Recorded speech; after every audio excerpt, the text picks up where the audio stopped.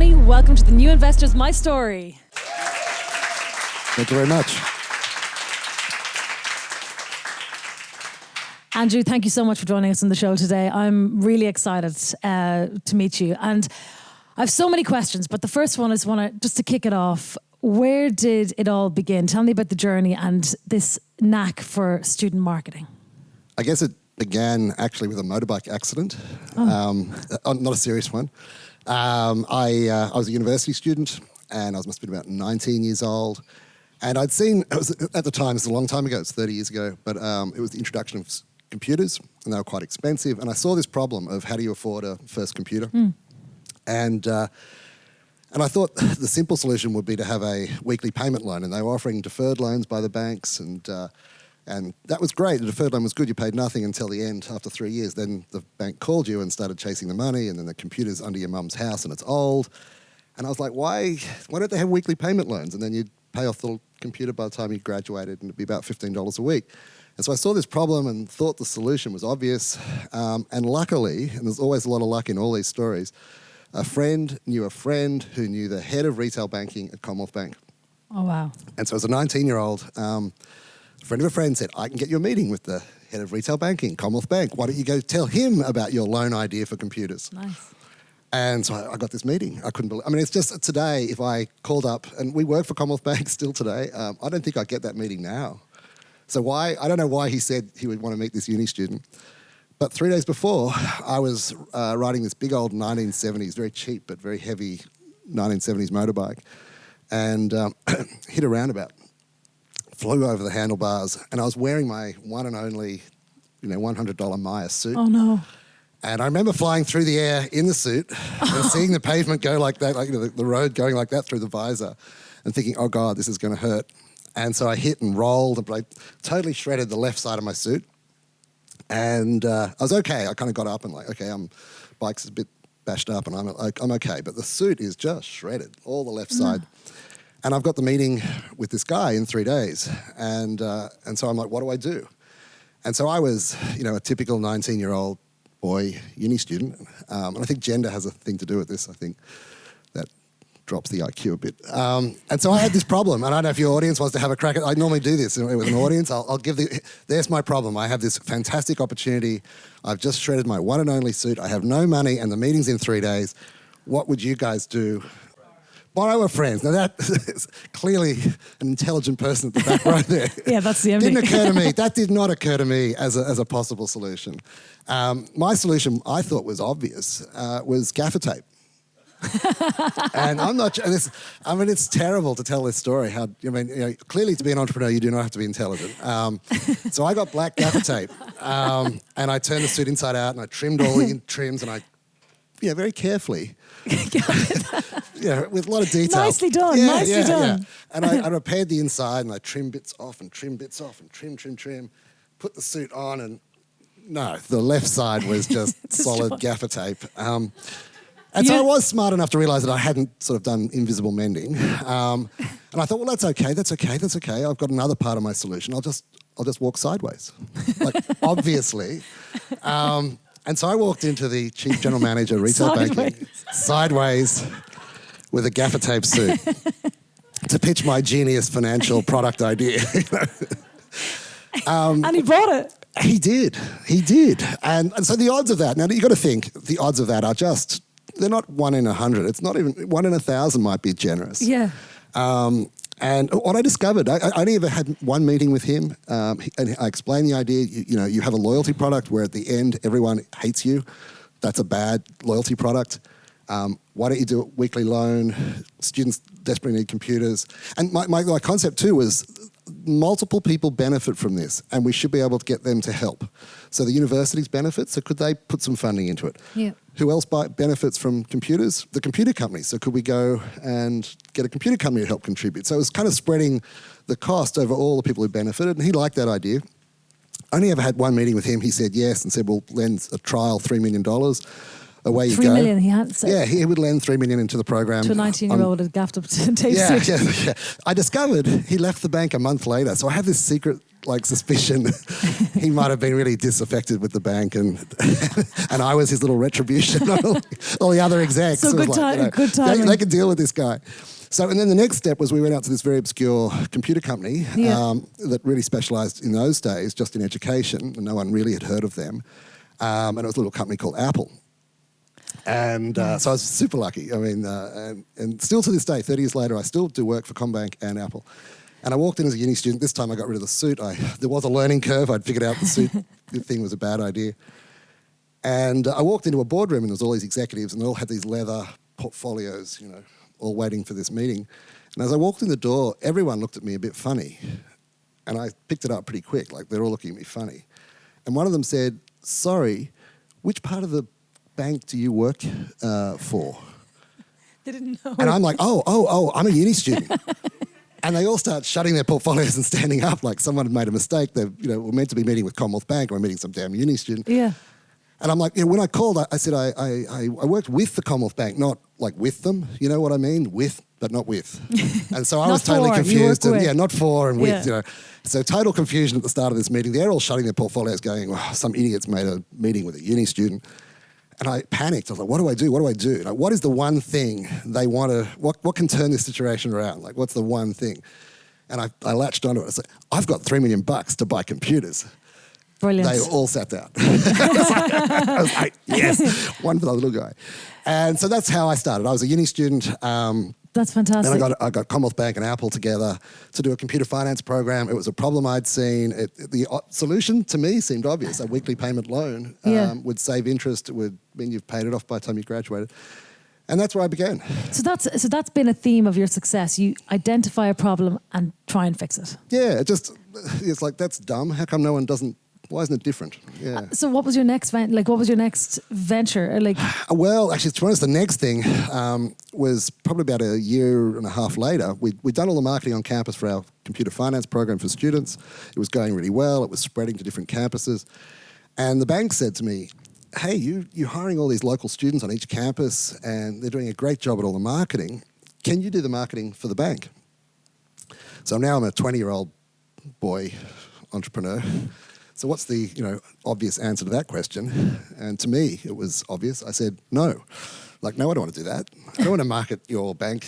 I'm busy, And this lovely executive, so I've been very lucky, the people I've met over the years. This executive said to me, "Hey, Andrew, the largest bank in the country just offered you a huge marketing contract. Yeah. The answer is yes." And I was like, "You think so?" And I'm like, "Yes, you should say yes." And I'm like, "Oh, okay, right. We'll do the marketing for Commonwealth Bank on all the university campuses." Which 30 years later, you're still yesterday. That's where I was yesterday at Sydney University. We had local Sydney University students running the Combank marketing. So that was sort of number two. And student VIP and that came later. So then that was kind of the next thing. I was like, I bumped into some law students at University of New South Wales, and they had run a little textbook market for students. And it was pretty obvious that was like, if you had to write a hierarchy of problems students had, cost of textbooks was really high on that list. Okay. And I'd seen this little textbook market developing at one of the universities. It was run by some very smart law students, and kids were buying and selling textbooks amongst each other and saving a lot of money. And I met them, and they said, "Oh, we're all going to graduate next year. We're going to shut it down. We're all going to go work for big law firms." And I was like, "Oh, that's crazy." Give it to me. Yeah. I said, well, actually, I did buy it. I did buy it for a small amount. And so we took that textbook market, and it was a free model, so you buy and sell for free. And so just to clarify, they buy and sell their textbooks to each other. Yeah, so you just list your textbook, and someone on your campus can buy it, or someone at a nearby campus. So you could we had a model where you could meet at my campus, meet in my city. So a UTS kid could sell to a Sydney Uni kid, or an RMIT kid to a Monash kid, Adelaide to USA. Yeah. Or nationwide. And if you've got a medical textbook, that's $600 textbook, it's worth shipping that from Perth to Brisbane, because you can probably buy it for $200. And you just end up leaving them in your parents' attic otherwise. Yeah. I mean, a lot of parents will help in the first semester, and then after that, gone. And it's true. Most people, I still have textbooks in my parents' house. One day I'm going to read that first year economics book again. You do. You think you're going to go back to your notes. Yeah, never. But it became a big thing. We launched a student VIP a couple of years later, and it's still the biggest textbook market in Australia. It's kind of an advertising model, so the actual users don't pay for the service. We have an advertiser model, so if a big grad employer wants to send an email to law students in they can do that. South Australia or something, they can call us and do that. And can students make money from, is it like a side hustle gig? Actually, we do get some uni students doing side hustle where they'll buy and sell. Love it. We looked up one day a couple of years ago. It's like, who are our biggest sellers? And most people, want to sell 1 or 2 or 3 books a semester. So maybe 8 books a year max. And we had a couple of people like, my God, these guys are selling 500 textbooks. And that's what they were doing. They were buying and selling. When you were at uni, is that what you envisaged? Yeah. So that was actually, look, to be honest, I mean, as I say, there's so much randomness and luck in the story. I had this idea for a student share accommodation website. I mean, we were basically going through the problems that students had. It was like, okay, let's do textbooks. Let's do tutoring. Let's do subject reviews. And accommodation was becoming a big problem as the price of real estate was rising. So let's do a student accommodation website. And here's a good example of what not to do. I had an idea that I thought it would be cool. And I just went ahead and did it without actually talking to anyone. And my idea was, wouldn't it be good if you could see all the share houses around a campus and know who was in the share house? So, this is a house full of engineers or art students or science students. And then it'd be like, if you're an art student, you see a house of engineers, you probably go, I don't want to live there. But if you're an engineer, you'd be like, that'd be cool. We could all live together as a giant, happy engineer house. So we built a website called Student Flatmates. And to do that, we needed some content. So I went out and bought a very small website called flatmates.com.au and flatmate.com.au. We bought them both, put them together. The student version had all the same content, just extra information. So if you said, what's your occupation? Student, we'd say, great, what university, what faculty are you in? And that would display on the student site. That seemed a logical, sensible, better system. I just never bothered to ask anyone. And it completely failed. Yeah. No one was interested in that. What they're really interested in is, how far is this house from the university? And I don't really care who I'm living with. And in fact, we had some people say, actually, I prefer not to live with students. Right. Because if the whole house is students, there's going to be problems paying the rent. So I'd actually prefer to have a flatmate that's full-time employed. They're more reliable, stable.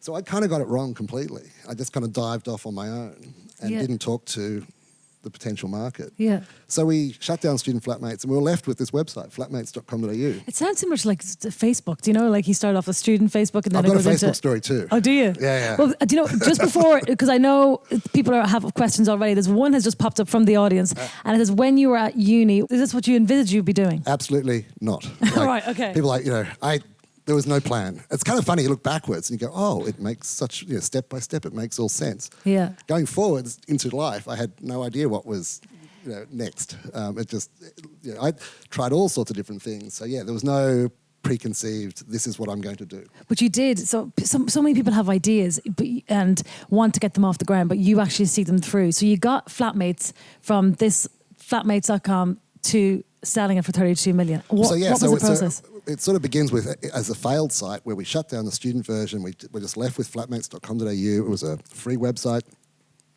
We had a lot of problem with scammers. It attracts a lot of people trying to, send me a $200 deposit and they're actually some dodgy person overseas.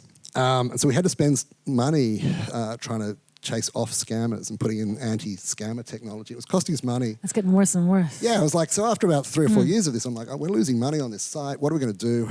So I thought, let's rebuild it and let's start charging someone something, And like it drops in again.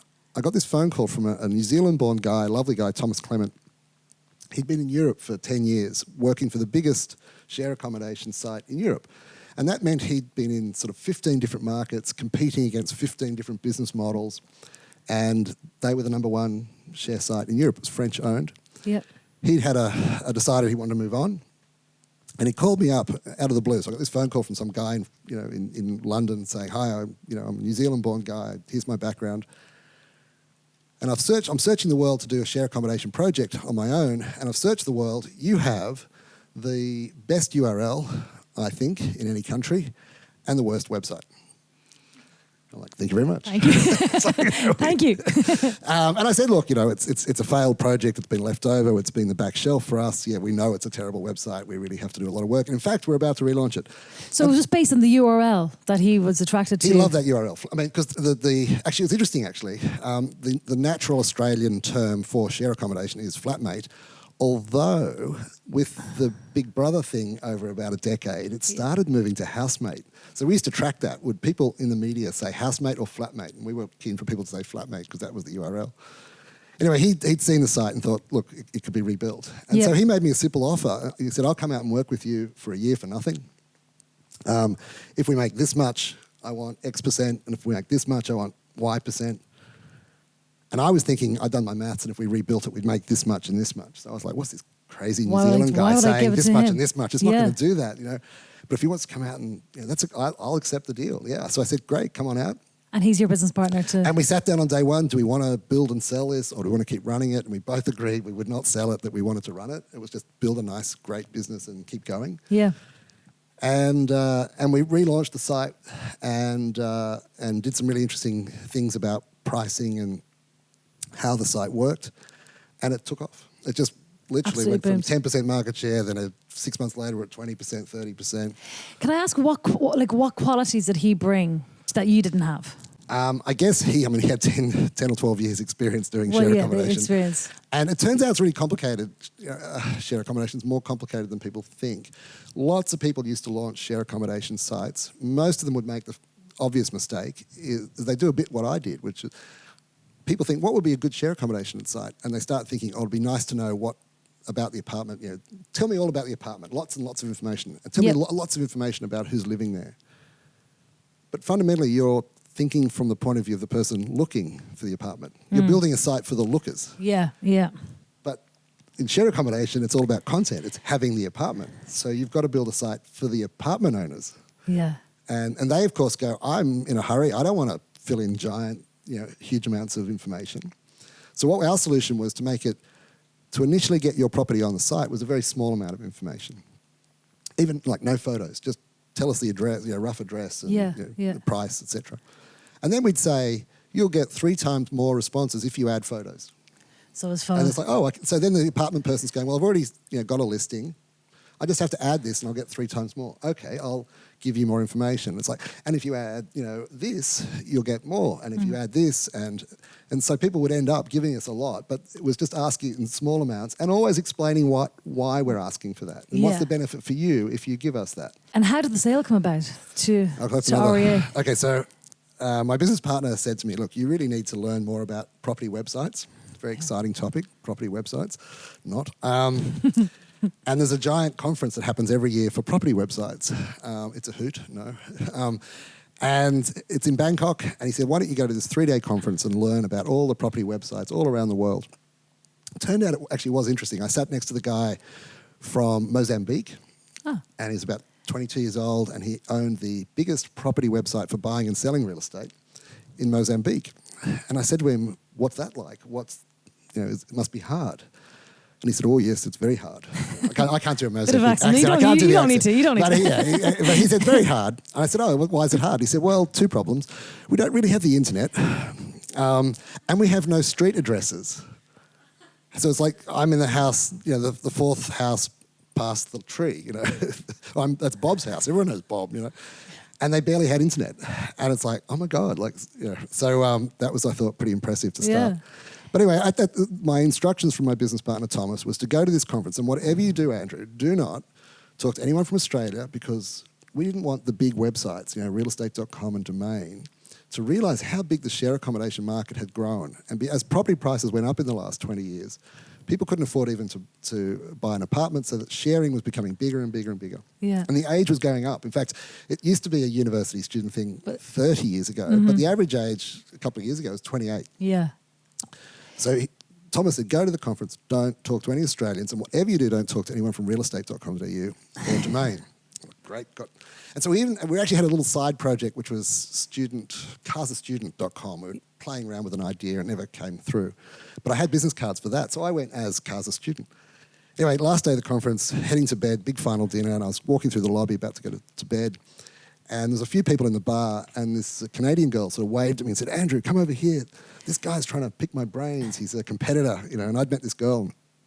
So I came across, and this guy sort of turned around and said, "G'day." And you're thinking, don't mention anything, don't say a word. I've kind of gone 3 days without talking to an Australian. On the last night, this guy's an Australian. And I said, "Oh, hi, where are you from?" Realestate.com.au. No. And I'm like, oh. Say nothing, I say said, nothing. "What do you do?" He's like, "I'm head of strategy."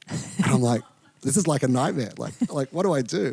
I should have, feigned a heart attack or something. No dramatic. So we had this conversation. He then pulled out tequilas, actually, and she worked for a website that real estate competed with in Asia, and we were flatmates. And I said I'm from Casa student. Oh, so you lied at the beginning? Well, I was from Casa student. I was from both. Yeah. And so I said, "I'm from Casa student." He said, "No, you're not. You're from Flatmates." And I was like, "Oh." They knew. So, and then he brought out tequilas and we just sat there, and he was a very funny guy. He was fantastic at his job at learning about his competitors. And at a certain point, absolutely, at a certain point in the night, it was like, oh my God, I've told him everything, And he said at the end, "Actually, we should have coffee next week." And I said, "Yeah, cool, great. We'll have coffee next week." And I rang a friend of mine who was an investment banker, university friend who became a very senior investment banker. And I said, "I'm back in Australia. I've got a meeting next week with realestate.com's head of strategy for coffee. What does that mean?" And he said, "Well, what does that mean? It's obvious. They want to buy you." I'm like, "Do they? What do I do now?" And he said, "Well, you need a mid-tier investment bank." So he helped me find an investment bank, and we went and had coffee. And then that was so it was 9 months later, we sold the business. It was long. And so from the day when you started it to the day you sold it, how long does it take to build it to 32 million? So from the day I bought it to selling it was probably 7 years. 7 years. 7 years. Yeah. 7 years and 32 million. Nice. Yes, quite good. What was your main takeaways from that and dealing with those guys? So probably the biggest thing I learned. I mean, obviously, if you're selling anything, it's what is the car worth? What is this? What is anything worth?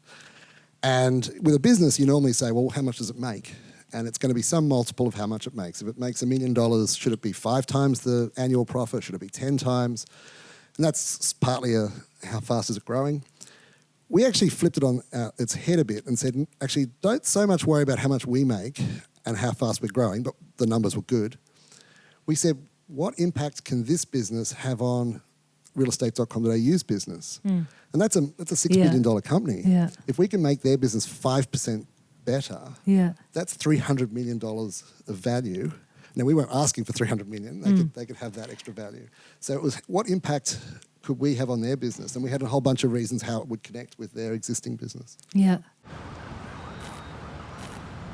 From 19, you were spotting these problems and you were turning them into business ideas. Who was your inspiration? Was there anybody? Not all of them work, by the way. Yeah, of course. So actually, a quick, super.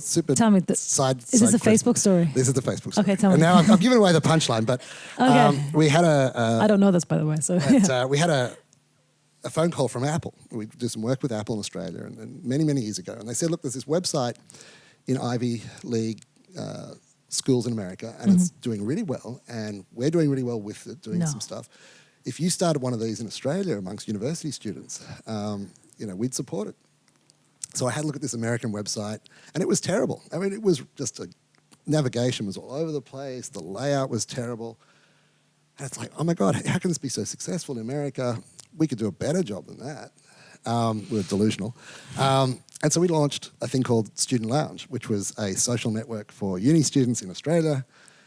We launched 3 months before Facebook turned up here.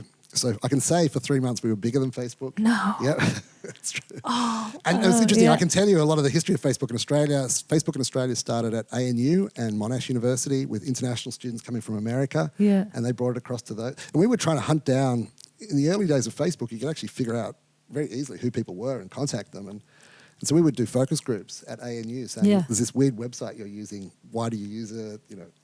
And we would go and talk to Australian students, and they go, "Oh, I don't think I wouldn't use that. No one's going to use that." Yeah. So we launched, but the good news was we realised we were being destroyed by Facebook so quickly. Within the first 3 months, we had 5,000 users, and then suddenly they had 100,000, and then they had 300,000. It was like, okay, yeah, we had totally not figured out what was the key things to do, right? Which was virality. Facebook was phenomenally viral. It still is. Reorganizing how the photos looked and making the navigation nice, that was not an impactful thing. And whereas Mark Zuckerberg was very good at going, we need to be the most viral website, and let's not worry about what it looks just like. Keep going. Just keep going. So that was my attempt to compete with Facebook. And that died very, very quickly. Yeah. Well, you had that before around Facebook, and you had Flatmates around before, like Airbnb. So, and now, so you could have 32 million. You could have retired, said put the feet up and relax, but instead you went into superannuation. Not a particularly like sexy business, but how are you going to attract students to this? Yeah, so I could have done nothing. I just knew about this problem, and again, I just hate to see in the world a problem that it annoys me that no one's doing something to fix it. What were the main problems? And the problem was young people in superannuation. First of all, young people are not that interested in super, obviously. Yeah. But the super industry was not interested in young people either. They have small balances, so their economic power is not very high. If you're a superannuation fund or a management team of a super fund, you have older members with a lot of money in their account, so you kind of naturally focus on them. So young people didn't care about super didn't care about young people, and everything was going wrong. Kids were getting a casual job, earning $150 in super over Christmas, but the super fund would charge them $150 per year to look after it. So the fees. It was like, so a year later they had nothing. Yeah. And then next Christmas they would get another $150 in their account, a year later it's gone. That just seemed crazy. And the solution seemed really easy. Like, why don't we have super funds that don't charge under $1,000? No, I just didn't understand why. Yeah. And the other problem is duplicate accounts. So every time you go to a job, it's not a good environment to be choosing your financial future. You've got a new job, a new boss, and the boss is giving you all this paperwork and says to you, what's your super fund? And you're like, I think I've got one. What's your member number? I don't know. And they tick and they give you a default new super fund. So now you've got two super funds. Yeah. Double the fees. You end up at 10 by the time you're 25. Yeah. And it's actually not that hard to keep your super organised. Have one account. Let's have no fees under $1,000. Yeah. So the solutions seem pretty simple. It's not easy to launch a super fund. It's obviously it's a difficult process to go through. How are you going to make the students care? How are you going to? It's hard enough to get people in their 20s or even 30s to care. First of all, I have learnt something over the years, and one was we spent a lot of time in focus groups. We spent a lot of time talking to young people about super. Yeah. And then we realised we actually needed to talk to people around them, so we spent a lot of time with parents. And it was often parents going, oh my God, I've just looked at my kids' super funds, and they've got life insurance I didn't know about, they've got double fees because they've got two funds. So we found parents were actually really important. Talking to students, they all had this sense that I'm not sure what super is, but I know it's meant to be organised. So that became our mission. So we actually never talk about retirement because that just sends everyone to sleep. Yeah. But everyone has this sense for you young that I'm meant to have this thing organised. It's kind of an adulting 101, and I'm meant to have this organised. So can we make a super fund that makes it easy for your super to be organised? Right. And it only requires a little bit of knowledge. And so when we do education videos, it's not me, it's my niece actually who's at university, and she'll do the little 2-minute, this is what you need to know about super. This is how you get... Little punchy bites of information. And how's it going? Are you getting people? Fantastic, yeah. And I think word of mouth happens. So we find, someone will have an older brother and they've had that bad experience of losing money through fees or duplicate accounts. And the older brother or sister will join the fund, and then we'll find 3 months later, same surname, same address, but it's the younger brother. Oh, great, yeah. So word of mouth starts happening. So we've got about 1,000 members a month coming in each month, which is great. That's great. And because, so the fees thing, like not paying fees under 1,000, but after the Royal Commission, obviously, it's like fees for no service and a lot about underperforming funds. So how is your fund going to differ from any of the others? It was interesting actually because we started thinking about the investment side of it. And one thing when we... It's a big one. It's just a big part of super is investment. So we went to an asset consultant and said, we want you to advise us on what the most scientifically sensible investment strategy is. Yeah. And very quickly they said, oh, that's easy. We've known that for 50 years. It's called index investing. In fact, the guy who invented index Bogle, investing, yeah. Bogle, John Bogle, or Jack Bogle, he died 3 weeks ago. I know. Fantastic guy. And his insight was very simple. He was a uni student when he had that insight, by the way. He was at Princeton. Yeah. And he wrote a thesis as a student. And what he noticed was normal investment process is to choose particular companies. Like, I think Woolworths is going to be better this year than Coles. And I'll therefore invest in Woolworths and not Coles, or the other way around. But that's very hard. Hard to see the future. And Woolworths might go up or might go down. Coles might go up, might go down. And so that active management of picking specific stocks was difficult. But what he noticed was, overall, the whole market, over a long period of time, the whole share market, on average, went up. So his idea was, why don't we just buy the whole market? So just invest. So invest in the ASX or invest in the S&P NASDAQ 500, which is the US stock yeah. market. But that was like Warren Buffett did that bet. He put the bet on. The Warren Buffett, he's a funny guy because in real life, he invests in specific stocks. Yeah. But when you ask him, Mr. Buffett, what should I do? How should I invest? He says, well, don't do what I do. I'm an outlier. I'm a 1 in a million investor. Yeah. When I die and my wife inherits everything, and actually I think a lot of it's going to the Bill Gates Foundation, it's all going to go index funds. Index funds. And he kept saying this, and one active fund manager got cranky with him and said, oh, you're comparing the average, because what the studies show is the active managers don't outperform the index. Well, they don't, because that bet that he did 10 years with so this guy came up and said to Buffett, okay, look, if I choose the best fund managers, if I choose 3 really top fund managers over 10 years, they'll beat the index over 10 years for sure. And so Buffett said, I'll take the bet. And the prize is $1 million, and it's going to go to charity. Yeah. And Forbes magazine would track it every year, and they do a report. And it wrapped up about a year ago. And Buffett won. Buffett won. Of course. The index beat the 3 best this guy could find, the best active managers. Best active managers, and they're appreciated by 3%, and Buffett's fund, just putting it on a low-cost index funds, was 10%. Yeah. I've got a question from the audience. So how much focus would you put on technology to win the battle in super? Yeah, it's funny. It's kind of like, yes, we have a lot of technology, but it's all about giving our users a simple experience. It's the experience that's important, not the actual technology. So we use a lot of technology, but it's not the tech, it's the experience. And to be honest, it's all about simplifying. Sometimes it's not even technology. We ask students, when you log into a superannuation account, which you don't do that often as a member, we know you only do it once a year or twice a year. Yeah. What do you want to know? And there's 2 answers. I want to know my member number and I want to know my balance. So you go to any super fund in the country and log in and see if you can find those 2 things. It's just crazy. So we just put it at the top of the page. That's not technology, that's just interface, But then the technology is just to make things simple. Crazy. Everything goes wrong on the first day of a job. That's where we find everything goes wrong, because you're under stress. Your boss is saying, do you have a fund? And you think, I think so, but I can't remember the member number. And we said, why can't you just log in and press a button and email the form? It simple. Just make it simple. It's a standard form. Every employer uses the same nomination form. And we'll just pre-fill it with all your details. Yeah. And you can email it or print it. How come every fund doesn't do that? It's really low tech. Yeah. So just simple. Simple things that make a big difference. What are your biggest fears at the moment? Like the economy, for example. How do you think, and property prices? Just this morning, I think Lucy wrote a story about an economist has come out and warned, I can't remember the guy's name, but he said that property prices are looking to go down 50%.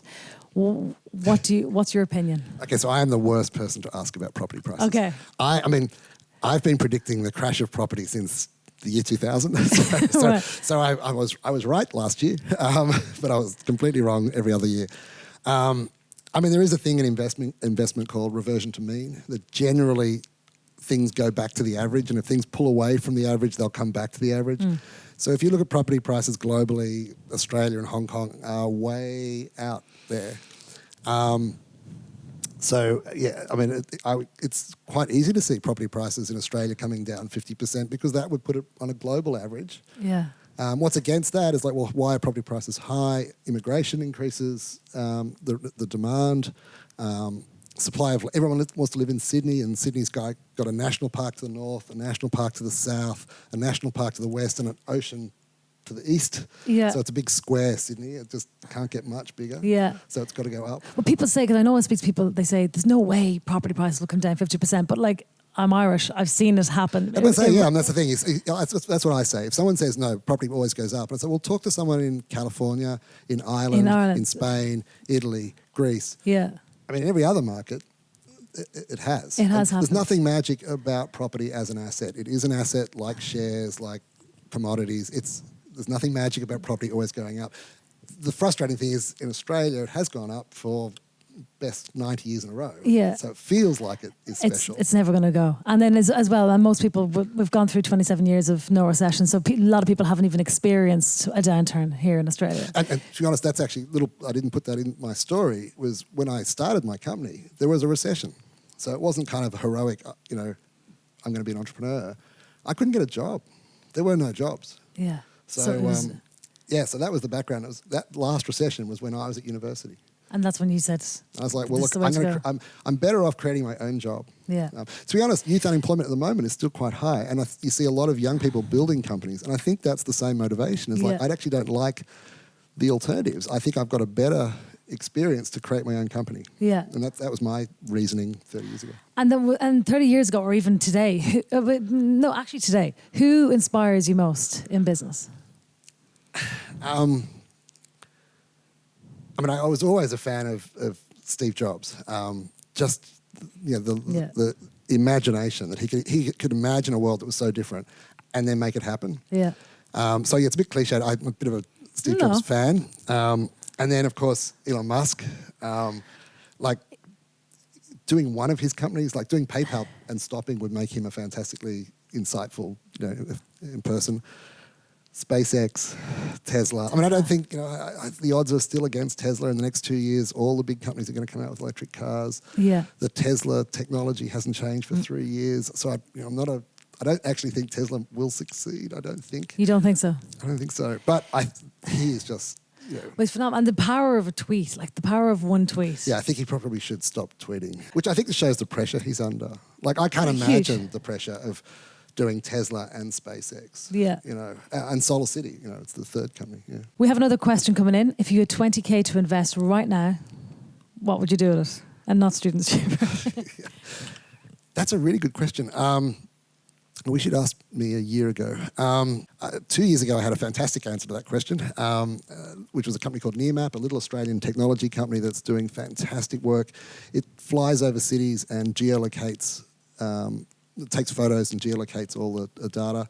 So if you're a solar installer, you can just grab their stuff and see the size of a roof on the angle, how much sun over a year. Yeah. Nearmap's a fantastic technology company, world-beating technology, and it built a business in Australia that was fantastic over 10 years, and then it moved to America. And 2 years ago, I looked at that and went, wow, the American business is tiny, but it's growing. And so if you just asked me that question 2 years ago, I would have said Nearmap. And then yesterday... How's it doing? It hit, it was, 2 years ago, it was 60 cents. Yesterday, it was $2.30. Still not too late, surely. It's getting... Yeah. Okay, it's there. You missed the boat. Investing, you've got two things. You want to buy a great company... Before everyone's talking about it. And at a great price. So you've got to have both. So there's lots of great companies. Yeah. The hard thing is to get the great company and the great price. And Nearmap was a funny thing where people saw the Australian business and just weren't sure about the American, whether that would work. Yeah. And I was like, I think it's going to work. And I was just a little ahead of everyone else on that. You seem to be ahead in a few things. Yeah, not always though. And what's, there's questions flying in here now, thick and fast. Thanks, guys. What's the one piece of advice you give to any budding entrepreneur with some big ideas? I think it's the thing that for me, this kind of realization of there's so many situations in life where just ask, make the pitch. What is the worst that can happen? If I went to my Commonwealth Bank meeting, when I was 19, what was the worst thing that guy could have said to me? And that was no. And I'd be like, oh well. And it wouldn't cost me anything. It was like, I probably did a bit of prep work and probably had a nice presentation for him and did do a fair bit of work. But if he'd said no, it was no big deal. So why not get out there and try? And just ask for the... and just get out there. And it's, 2 years ago, people saying, what are you going to do next? Oh, I'd like to start a superannuation fund. And they just looked at me and said, that's not going to happen. Like, do you know how hard it is to get a super license? It's not going to happen. Yeah. It's like... and all I did was I met a lawyer and I said to him, do you know how to start a super fund? And he said, yeah. I'm like, okay, well, I'd like to start one, please. I mean, most people would just go, oh yeah, that's going to be too hard, therefore don't try. And so I think there's a piece of my brain that's missing, the bit that says, it's too hard, don't try. I'm like, yeah, it's going to be too hard, but what if I do try? Like, it's not, I just have a conversation with a lawyer and he go, no, you're not ever going to do that. Just go for it. Go for it. Just try it. Ask and ask. And yeah. It's great. It's step by step. It's like, I've got this little problem, like, solve that. Then try the next problem and keep going until it really is impossible, You seem to achieve a lot and you see things through, right, to selling your business. What are some of your tips for productivity? Oh my God. Do I have to be honest? No, yeah, you do. Okay, so the true story. I am the laziest person in the world. Really? Oh yeah. Trying to get me out of bed is really a challenge. There's people in my office who start texting, you awake? It's 9:00. Can you come to the office? So yeah, I'm really bad at that. I'm really bad at being productive. I'm really bad at getting out of bed. I think that's actually will probably inspire a lot of people to say, okay, well, if you're really bad, you're not getting up at 4 a.m. and doing your meditation and doing your yoga and whatever else. That's not me. But at the same time, I'll wake up at 3 a.m. and pull out a spreadsheet and start working for 2 hours at 3 a.m. Oh, don't tell us that. Don't tell us that. And then I'll come to work at 10 o'clock going, hey, I've built this spreadsheet. And then someone at work will go, did you do this at 3 a.m. because there's a huge mistake here. Yeah. I forget. So I think the lesson though is to have an understanding about yourself. Like, I'm just not good at some things. So I hire people who are really good at that. So I'm surrounded by really, people in my office are there early. And so it's just trying to match, what I'm good at and what I'm bad at and matching with the people around me. Yeah. And also trying to improve, like, okay, I have to be productive, Identifying those things that you're not actually good at rather than trying to fight it. So getting up in the morning and having a morning ritual. You don't have a morning ritual. I'm the most unhabit person in the world. I have no habits, which I think is a flaw. It'd be probably good to have habits. But yeah, I have no habits and I can be incredibly lazy. At the same time though, I'm kind of, okay, so if I'm going to be in the office for getting in late, I have to be really focused on what is the most productive thing for me to do today. So I might have someone going, quick, this has got to happen by 4 o'clock. And it's like, well, actually, no, I've got a really important meeting next week. And if I don't have a fantastic presentation for that meeting can change the company. So I'm going to do that job. So even though you might be productive, you don't have to prioritize. I might not do 50 jobs in the day. That's great, yeah. But I have to be very focused on the one thing I really need to do is this job. Yeah, and then I'll get onto the other stuff. But this is the mission critical job. Yeah. 2 more questions from the audience, and then what's been the biggest hurdle you've had to overcome in your career or personal life? Just well, actually, to be honest, I nearly went broke. That's a bit of a hurdle. It was just everything went wrong at the one time, and that's often really challenging when everything's going wrong. And so it was actually just before we sold Flatmates, and it was all took a turn. It involves another bar actually. It was I got together with my brother and we had this restaurant, and it was a fantastic restaurant up at King's Cross, and he had the opportunity to buy it from his boss. So what a great opportunity! So we did that. Which restaurant? Jimmy Leek's. Just a great restaurant. It was the coolest restaurant. I love Jimmy Leek's. It's so sad it's gone. So what happened so my brother had run this restaurant for 7 years, bought it from his boss, and I provided some of the money, and the government changed the laws at King's Cross with the nightclubs, and so they just basically shut down King's Cross. You couldn't get a drink after midnight. And all the businesses, the newsagent went broke, the laundromat went broke up there. Everyone just, overnight, the place disappeared. Ironically, if you happen to be a restaurant in Newtown or Double Bay, 10 minutes away, it was a boon for those guys. Absolutely. They just suddenly went magically. And the casino and all these places. So it was a random thing. And so the restaurant had to shut.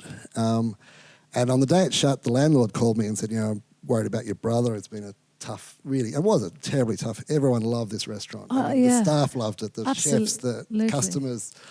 everyone loved this restaurant. It was just a place you'd always have a good night. Totally, It was yeah. this thing. And then you kick on to King's Cross Hotel. Yeah, and it was just this magic place. And so the landlord calls and says, I'm worried about your brother. It's been a tough day.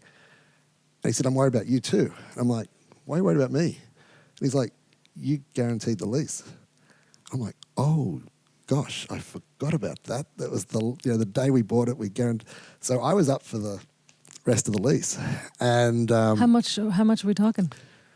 well, it was way more than I had just lying around. Like it was, I was like, okay, So, and it was literally just at the time we'd started talking about selling Flatmates. So it was kind of this mad thing where I had this possibility of a lot of money. At the time, I had actually no money. Oh God, yeah. And so actually, big tip, if you're ever in a situation where you owe someone money, always talk to them. Don't be the person who's dodging the phone calls and difficult.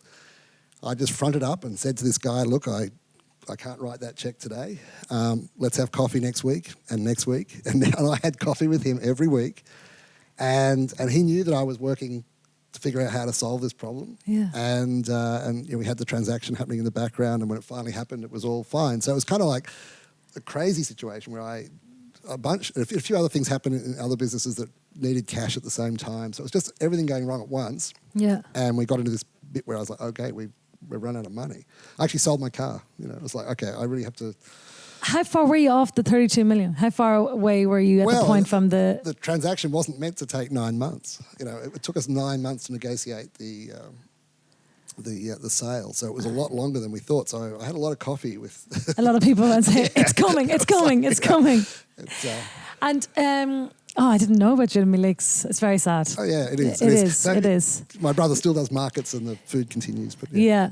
And just last question. So off the back of those hurdles, so what's been the most fulfilling aspect of your career so far? I think it's... actually, I was out at Sydney University yesterday and we were still doing CommBank marketing on campus. We still do that. And to do that, we have to hire local students. Yeah.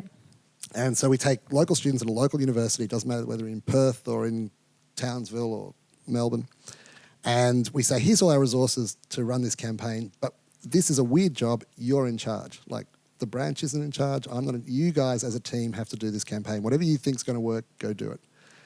And so a lot of the young people are like, oh my God, I've never had a job like that, I am the boss. You know? And they have to work as a team, it's time intensive, and they create this campaign. Yeah. And at the end of it, they're better public speakers, they're better project managers, they're better working in a team. And they all tell us, like, my God, I am so different. I got this job and it lasted 3 weeks. In that short time, I've come out a different person. And so I look back and I go, okay, 30 years of doing that kind of work, I think we've probably employed something like 2,000 students through that kind of stuff. And now I bump into them and they're all marketing managers now, or, and it's like, I worked for you, at Adelaide Uni in, 2006. That's and amazing. It was a great job. So that's the thing I've kind of probably... And how does it feel to know that you made such an impact? Well, just a little impact, but it feels good. That's good. It's amazing. I think that's good. Well, you'll make more of an impact with Student Super, I'm hoping. We hope so. Yeah. Well, look, that's all we have time for, Andrew. But it's been so enjoyable. I've just learned so much, and thank you very much for coming on to the show. Pleasure. I enjoyed it too. Thanks a million, guys.